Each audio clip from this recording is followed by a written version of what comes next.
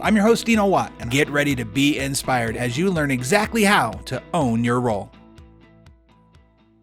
And welcome once again, everybody, to the Own Your Role podcast. I'm your host, as always, Dino Watt, and I'm super excited to have you here again for a day of learning and growth and abundance and stretching your mind with our guest. As you noticed over the last few episodes, we've had so many people who have talked about their personal stories, whether it be the amazing growth and abundance that they've had in their business life or their personal life. I've just really appreciated everybody's vulnerability. It's been a lot of fun. And I think today's going to be no different. I've been able to connect with and talk with Corey before we did this episode and before we actually got on this call, and just kind of got to know a little bit more about him and his purpose in life. And it was really exciting. And I'm thrilled to have him here as a guest. Before we get on to the show, remember, I am always grateful for those of you that have subscribed, to make sure you get that notification, whether it be on YouTube or on podcast channels. And as well as we've had a few of you reach out talking about your friends that you have shared the episode with because you felt something in the episode connected with somebody that you knew. And that really means a lot. So thank you so much for being a part of the Own Your Role podcast family. With that being said, let's get on to today's episode. So Corey Chonsky is an amazing real estate investor, educator, and someone who really cares about helping people have that American dream, have that dream of getting into their first home. And we're going to dive into that. But as we always do, we're going to dive into his story and probably a few other things as well. So first of all, welcome to the show, Corey. Thank you. I'm excited to be here. Yeah, it's, I'm so glad we got to have kind of a pre-show a couple of weeks ago and get to know each other a little bit better. I was excited that when I saw you pop up on my calendar this morning as I was going through my planning, I was like, oh, cool. We finally get to finish that conversation. So yeah, it was good. Tell us, Corey, a little bit. I love always to start off with story. I love to start off with, because I think stories connect all of us. What's your story? How did you get involved in what you're doing right now? But let's even go further back. Tell us a little bit about how you grew up, what your ambitions were, and then where you are now. Yeah, so I grew up as a military brat, which I then, became full-fledged military as I got older. Moved around quite a bit. I started off, I was born in Arizona. We moved to Guam, Oklahoma, Panama, the country. Still have some pretty good memories from back then, even though I was younger. And then my parents eventually settled down in the state of North Dakota, where my dad had his last tour in the Air Force, and then he retired, and they retired to stay in North Dakota. I wasn't like super crazy about the state of North Dakota. It gets super cold up there. I've actually seen 100 above and 100 below there. So, oh my gosh. Yeah, quite the range, I will say.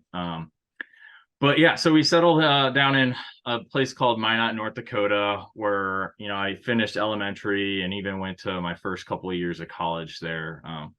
And I actually went to the University of North Dakota to play football. Only really was there 1 year for football purposes. I wasn't really super focused on, I was like a young college guy who went to school to play football, not focused. And that actually what led me to leaving college to join the Navy.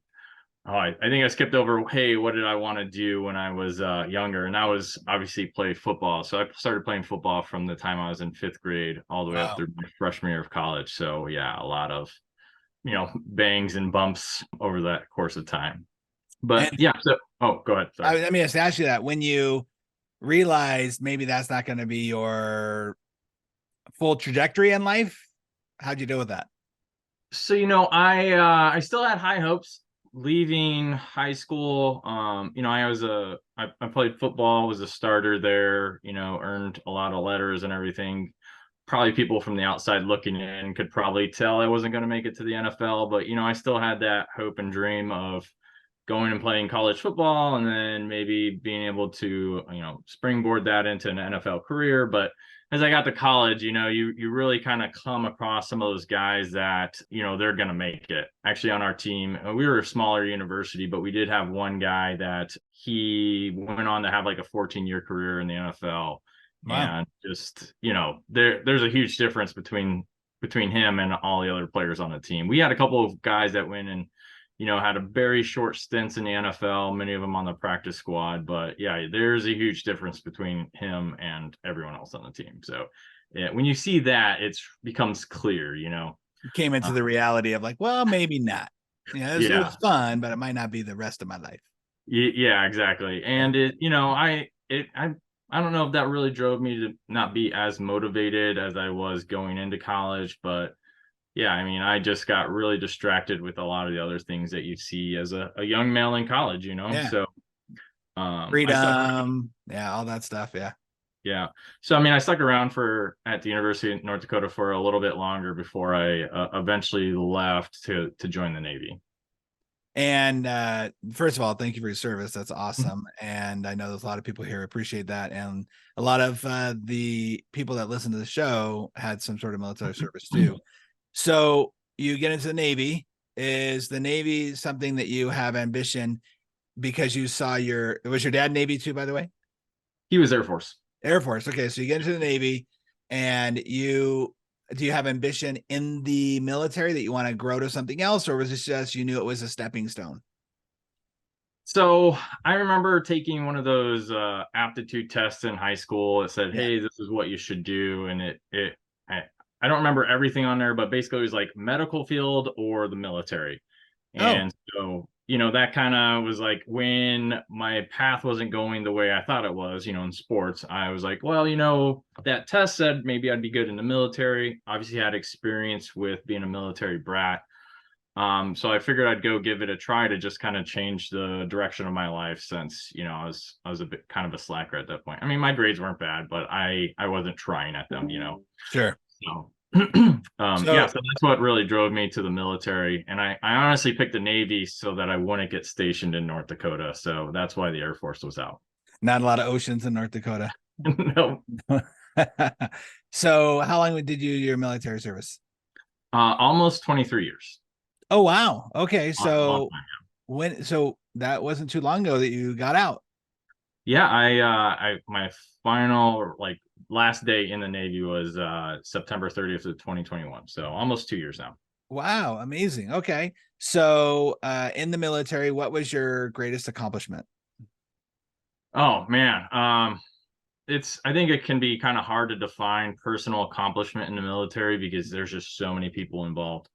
Like my last I really, the pinnacle of like my Navy career, I think kind of was my last scene going career or duty, where I oversaw like 140 enlisted and, officers on board the USS Truman.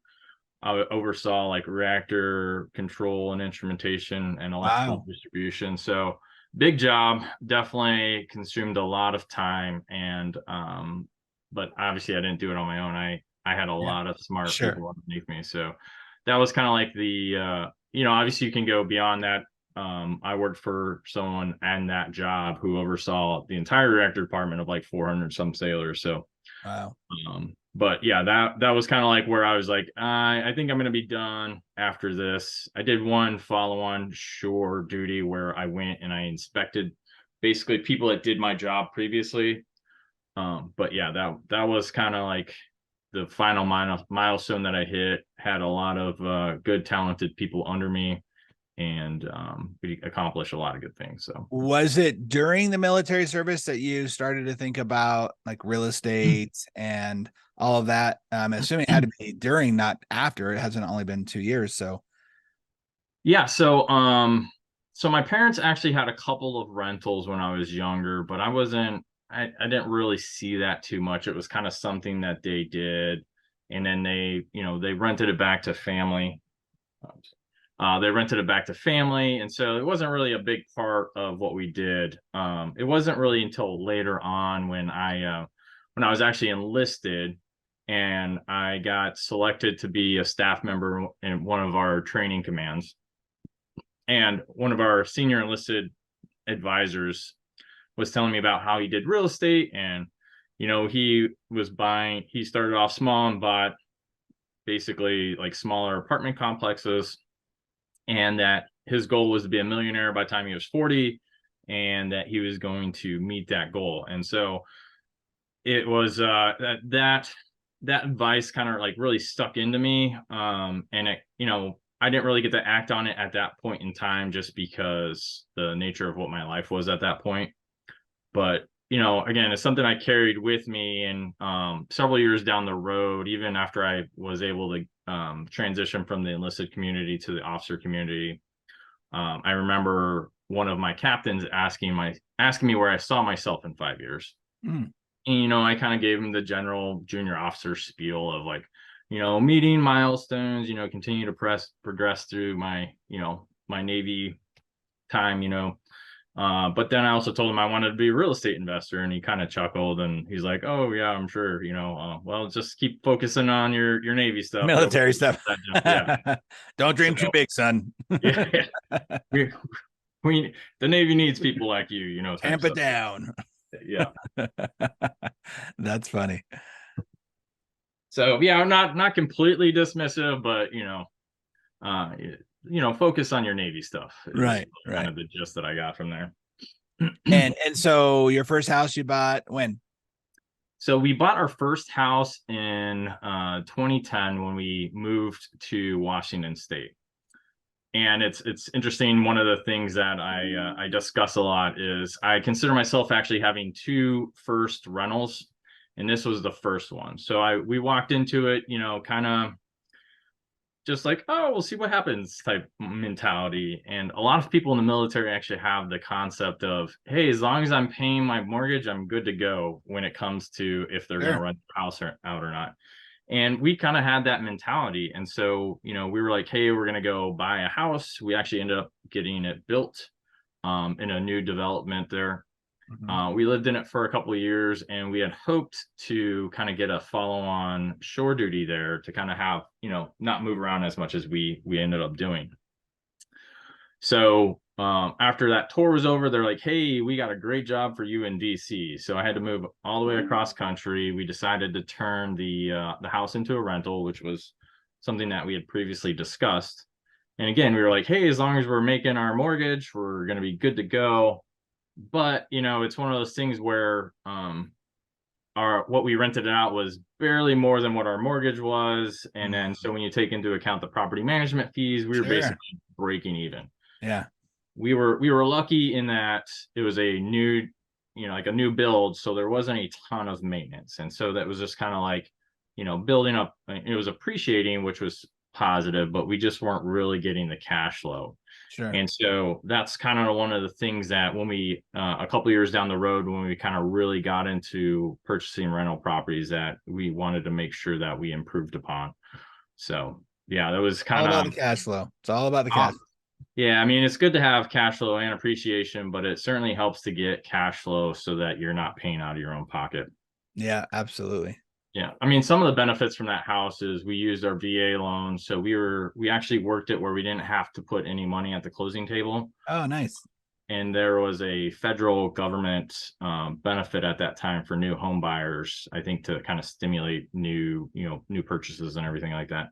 So we ended up actually getting $8,000 on our taxes returned because of that home purchase. So I mean, we actually got a pretty good deal. But it wasn't really cash flowing because, we didn't really look into the market and kind of figure out what we would expect from the rent when we did move out, whenever that was going to be. Sure. Okay, so now you get into you get out of the military and you start working in the real estate world, and you create your brand, which is one house at a time. I'm assuming that's to help people really look at the way to build their wealth, as opposed to what I think you see a lot on. I was going to say an infomercial. Do they do infomercials anymore? I don't know if they do infomercials anymore, but not on Netflix. Not on Netflix. Yeah, that's true. The old Carlton Sheet stuff or whatever, where it's, and that's where I first started, was Carlton Sheets. That was my very first dive into real estate. Do you know Carlton Sheets? Are you old enough to know? I don't know. I might be old enough, but I don't know him. Wow, I just totally outed myself. So Carlton Sheets was a guy who would be on late night TV in setting like Hawaii in a Hawaiian shirt, talking about how you too can own real estate and all the tax benefits to it. And what he said was correct. It was just kind of cheesy, but it was the first thing I ever purchased and learned about this whole world of real estate. Then I grew into different and other companies and people like Robert Allen and Ron LeGrand and Grant Cardone and these guys. So tell me what you do to help people really understand the power of that one house at a time. Yeah, so it's one of those things where you don't necessarily need to go out overnight and just create this vast amounts of wealth. I mean, a lot of it is, kind of what I experienced when I was communicating with junior sailors. So, I mean, even while I was still in the Navy, I was continuing to work to build my own personal portfolio. I actually even closed a couple of houses while I was on deployment, which was very tricky and not easy to do, but in some situations it's possible. Wow. Yeah, it was pretty interesting. I was happy I was able to do it, just because we could also still mail stuff off the ship, so that was good. Yeah, wow, that's crazy. So tell me a little bit more about the process. Yeah, so I mean, it formed itself kind of as I went through building my own personal portfolio. And I take things that I learned from in the beginning when, being able to use the VA loan to purchase my own house and then eventually convert that into a rental down the road and benefit from the appreciation. Now that there's a lot of things that I learned later on that would have made that more beneficial for me. And so really it's about me building my portfolio and all the lessons that I learned to kind of help people that are looking to do something very similar, kind of build their portfolio with the benefit of what I learned over that period of time. Because there's a lot of things that I recommend now that I didn't necessarily do in my own, in my own course to where I am today. Well, that's what I was going to ask you about the strategy, right? Like, so do you have specific strategy? Do you have a buffet of strategy that you use depending on the client? Yeah, I mean, everyone's situation is going to be a little bit different, but the idea I think is kind of the same as you work through it. So, I mean, ideally, you do need to start. You need to get out there, and you gotta make that jump, that leap into working your way to this path of net worth, you know, riches, cash flow, whatever gets you excited. Yeah. But there's a lot of benefits that are available that will help you get started. And like I said, a lot of the folks that I talk to are military, so I really stress the importance of appropriately using your VA loan because you can really get into a nice house with little to no money down. But that's something that you need to understand and kind of determine as you work and identify a house that would make sense.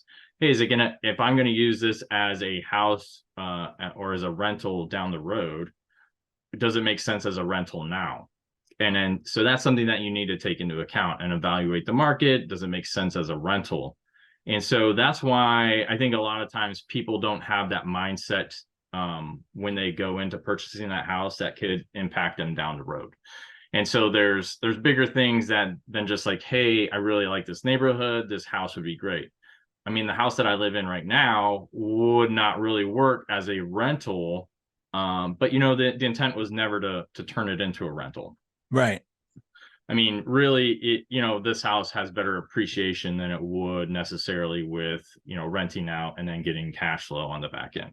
So, I mean, some people are okay with that. Not really what I recommend because you're at risk of paying out of pocket to pay for expenses, CapEx, what have you, which then, is more of a liability from that perspective.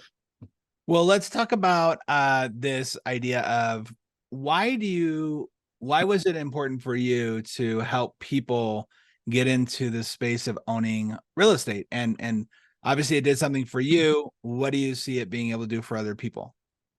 So again, owning real estate is probably not necessarily for everyone, but it is for a lot of people because it's tangible, right? You Mm, can go and you can see it, you can feel it, you can walk through it.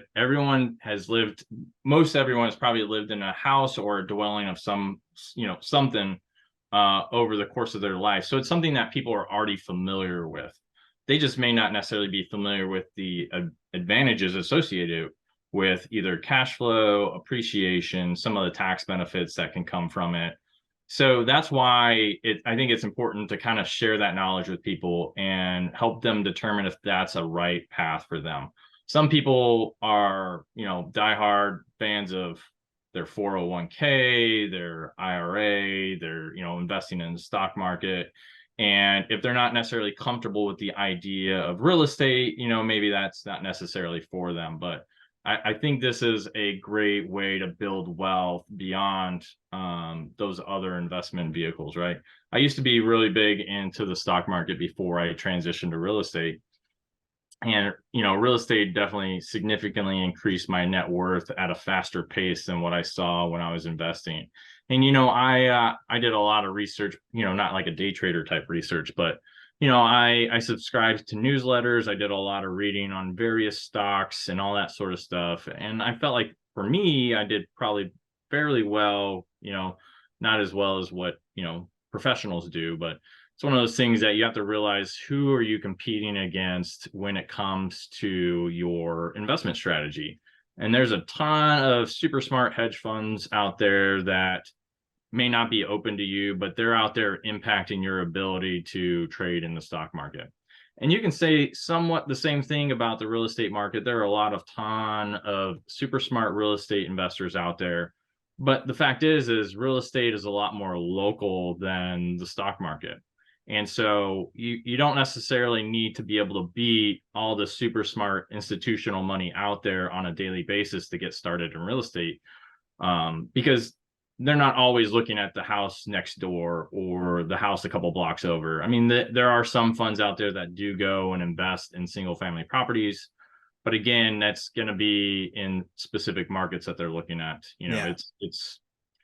I think a lot of the times the people that you're competing against on, a transactional basis may be someone that's very similar to you as opposed to, the shark, Yeah. What who's your ideal client? Like somebody comes to you or they're thinking about this, like who do you like to work with the most? Is it military people? Is it, what? Yeah, I mean that's a lot of the people that I've coached in the past are people in the military, whether it's when we're on deployment and we're sitting there on watch and just having a discussion on how someone can improve their financial situation and then turn that into the start of building their own real estate portfolio. But I have talked to more non-military people recently. There are some parallels that are the same, like as opposed to a VA loan, you have the FHA loan. Sure. Where you're not necessarily you still have to do a down payment with an FHA loan, but the concept's kind of the same. And so there are parallels. But yeah, I mean, typically a lot of people in the military reach out to me to kind of discuss their situation and how they can, start to build their portfolio before they get out of the military and, kind of create that passive income that may not necessarily replace their full income or their full W-2 income, but it can provide them flexibility and options that they wouldn't have had otherwise. Well, let's talk about the world today. Like, how are people approaching you in this economy and the housing market that it is now? And of course, it's different in every location. But what do you feel like is the biggest thing you have to overcome? Is it mindset or is it market? It's always a combination. When I started investing here locally, I think we were still somewhat suppressed from the downturn in 2008. Mm-hmm. But even then, there are still good deals out there. You just have to realize that how the current rate market is going to impact you when you go and make that purchase. Because, like my current home, we have an interest rate of like just over 2%. But I actually have investment properties that range from 4.5% to over 6% on interest rates, but it was done in such a way that I was still able to cash flow in those properties. Right. So that's just something that you need to take into account. And so as you approach purchasing a property, you need to figure out like, okay, what is my debt going to look like? How can I work with the expenses associated with the property? What are the asking rents? I need to make sure that I'm not going to start myself out in a hole, even if I do have a tenant in there paying on time. And so when you have this new person come to you, percentage wise, how many people are ready versus how many people have to like get ready and spend some time to So some of the people that have reached out to me recently, they're in various stages. Some of them are, they've already had their first purchase and they're looking to kind of figure out how to improve the performance of that or move into purchasing the next one. Mm. Another gentleman that I had been talking to recently, he used a VA loan to purchase his first house and he did some upgrades to it, and now he's going to sell it though because there's a lot of appreciation there, and he's going to use that as a down payment on his next home because they're moving. And then they're looking to basically rehab that new home that they get, and kind of do that as they work through and build up a little bit of cash in order to put more down, have more attractive offers, and then that's how they're going to build their portfolio. Got it. Do you work in this with your wife, or you guys, you mentioned her earlier, do you guys do this together, or? Not. I mean, she's a partner in our businesses, but I do the vast majority of everything for our own personal portfolio. Yeah, and getting that in. I meant, yeah, in the business side of things of her helping. You mentioned as we were off the air earlier about your logo, and your wife helped you with the logo because she's got obviously good taste. So her working with that. Do you find it easier to, or more difficult, or really neutral to deal with working with couples and kind of helping them achieve that dream of home ownership or multi-home ownership? So usually when I'm dealing with someone, it's on kind of more on a one-on-one basis, and usually they've already had that discussion before we kind of talk, and they kind of lay out what they would like to do and kind of move forward from there. So really it's one person or the other that kind of reaches out to me that we're having that conversation. Occasionally it will end up being two people, but the vast majority of the time I'm just kind of working with one person on that side of the couple, if that makes Well, sense. let's assume somebody's listening to this show and they go home and they start talking to their spouse about home ownership or multi-home ownership. I'm gonna guess that most people listening to the show have some sort of ownership of a home, but maybe not multi-homes for rental properties and for investment strategy. What should they start looking at now or deciding on now before they reach out to someone like you or get into the market, especially in today's world? So they should kind of they should understand where they're looking to purchase at least. I mean, I could help people kind of talk through that, but usually most people understand, hey, I think real estate's the way to go. I don't necessarily know how to go from where I'm at, where I just live in a home and I want to get into rentals. I mean, that's something obviously I can help them work through as they kind of work through the process. I mean, it's beneficial to make sure that your financials are in order, get a sense of, hey, if I go out and get debt, what is that debt going to look like? Because that helps you with the evaluation process as you kind of work like, okay, so I'm going to go look at my next home, whether it's going to be, I'm going to live in it and then turn it into a rental. So it really helps to kind of get that understanding of what your own financial picture is and how that's going to impact you on the debt as you go to look at your next property. So you mentioned something about finding out in your area. Do you focus on a local strategy? Can people look at properties that are maybe not in their local area? I'm specifically thinking of, your high value areas, say like a California area, even though I don't think anybody's moving into California nowadays, but in general, the, higher property values, finding something that's going to cash flow is going to be a little more challenging in a California type market or a New York type market. Whereas if I'm a California, if I live in California and I said, oh, let me go look into Indiana or, Georgia, do you work with that and help them strategize in that space as well? Or? Yeah, I can. I mean, I really looked at the perspective of, hey, we had a house in Washington State and we lived in Virginia while still managing that. And I also had to continue to manage my personal portfolio while I was on deployment, halfway around the world. Now, granted, the thing that I did, which you'll need to do in those locations, is you need to establish that local team. So it's really hard to go and say, hey, I live in San Francisco, I want to buy rental properties in Indiana. You do need to set up a team in that local area that you can trust that will help you along with that process. And so that's the big thing, is you don't necessarily need to be there. I think it's maybe a little bit easier of a jump if it is local, but obviously if you're in an area where nothing works, then you have to start to look outside of that area. Maybe it's beneficial to not jump halfway across the country. If maybe you're in San Francisco, maybe there's an area either, a couple hours away from San Francisco or in Nevada that may make sense, where you can go out and you can get a sense of the location. But there are definitely people who their first jump is, from Los Angeles to somewhere else in the country. Yeah. So that is definitely possible. So I'm a busy professional listening to this show, and I'm thinking, yeah, I do need to add to my investment portfolio. Like you said, real estate's tangible. Even in the market that we are today, finding a good deal still possible. I want to, take advantage of that. How much work am I going to have to put into this process? Because I'm a busy professional. The last thing I need is another job. How much work do I got to put into this? So, I mean, that's really kind of dependent on the person. Someone that, they've been working for a long time and they have this huge nest egg, maybe they're not as interested in going and buying, properties that they're specifically responsible for owning and operating. Yeah.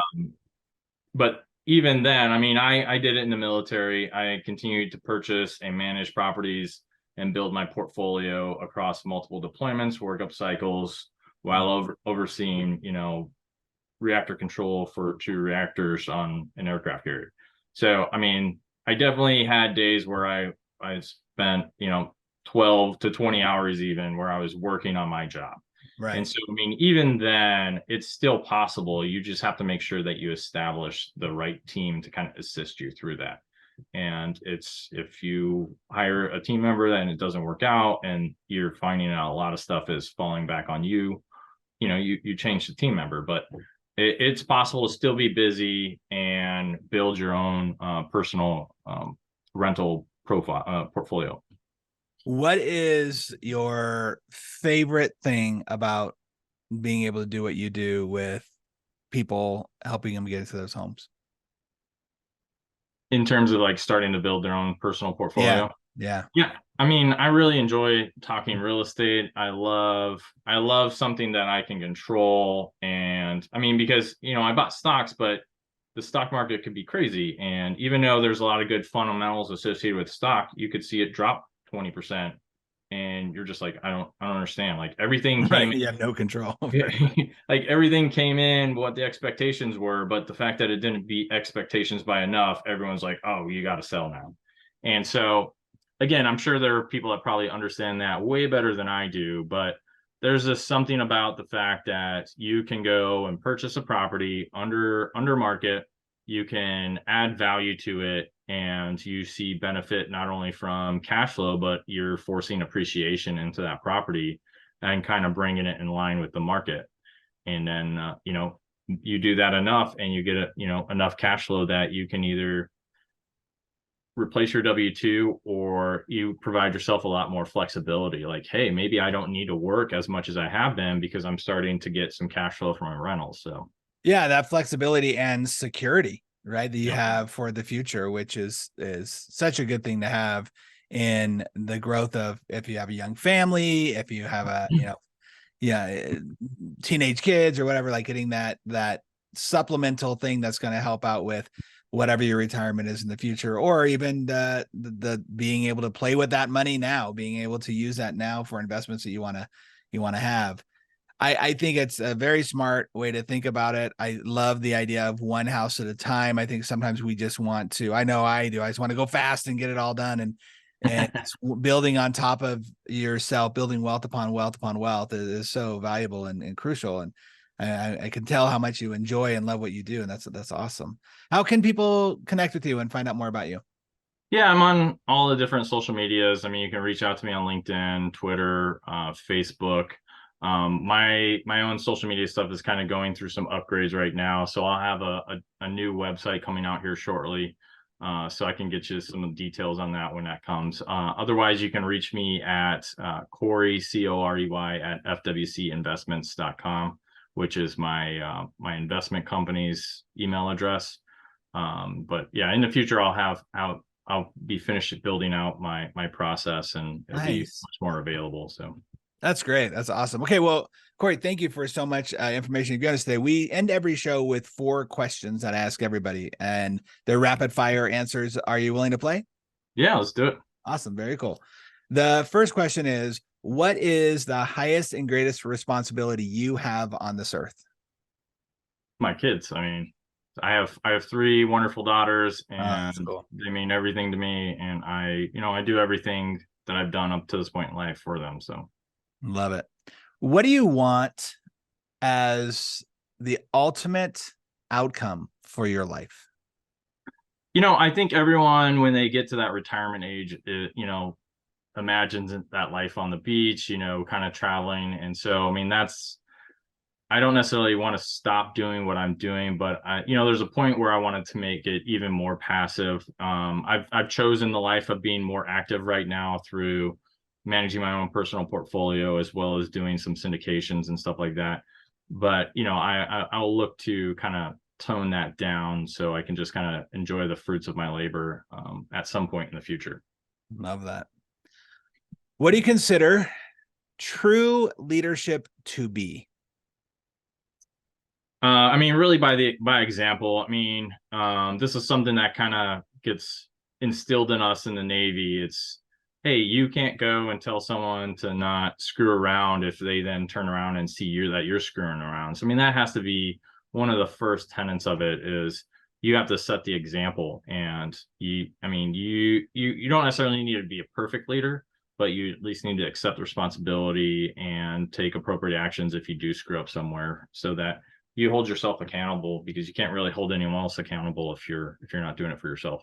Yeah, I totally agree. And I'm sure with your military service, you saw a lot of good and bad examples of that. So that's amazing. Yeah. Last question is, the fact of the matter is we will all get to a place, don't know when, hopefully it's a long time away, where we will not be on this earth anymore, where we will have our last day. What experience do you hope to or want to have between now and dead? Ooh, between now and dead. I would like to do just a lot more traveling. I got to do a lot in the Navy, but there's some restrictions that are put on you when you're traveling around for Navy purposes.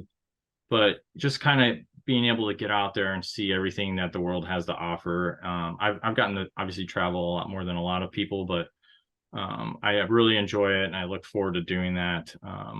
Both travel with just my wife, and then travel with the family as well. So I enjoy both of those type of trips. That's great. Wow. Well, thank you, Corey, so much for the wealth of knowledge you gave us, for the insight into the real estate world and how to build up our own wealth and portfolio. It really means a lot. Thank you for sharing. All right. Again, thank you for having me on here. It was great talking to you again. Yeah, you know what?